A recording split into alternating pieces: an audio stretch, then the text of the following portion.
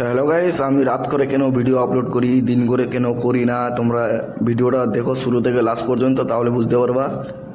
তো hello guys, আসসালামু আলাইকুম, কেমন আছেন সবাই? তো গাইস চলে এসেছি এখন আমি কামে।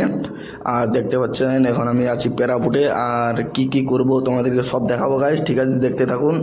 তো গাইস তোমাদেরকে একটা জিনিস দেখাই। তো দেখতে পাচ্ছেন গাইস কি ধরনের শীত, এই শীতের মধ্যে আমাদেরকে কাম করতে হয়। আমি না গাইস, অনেক মধ্যবিত্ত ঘরের ছেলে আছে, তারাও এই শীতের মধ্যে কাম করে। কি করবে গাইস বলো? আমাদের তো কপালে এই লেখা আছে, মানে তো অনেক কথাই তো বললাম গাইস। তো এখন চলে যাচ্ছে আমি নিজের কামে, দেখতে পাচ্ছেন। আর কেন আমি দিনের বেলা ভিডিও আপলোড করি না, যেহেতু আমি দিনের বেলা ভিডিও বানাই এবং এডিট করি, তার জন্য আমার লেট হয়ে যায়। আর দেখতে পাচ্ছেন এখন চলে যাচ্ছি ঠিকাদারের কাছে। আর আজকে আমার কোনো কাম নাই গাছ, দেখতে পাচ্ছেন আমি আর আমার ঠিকাদার মানে ঘুরবো দিনবান। আর ঠিকাদার যে বলবে সে করতে হবে আমাকে।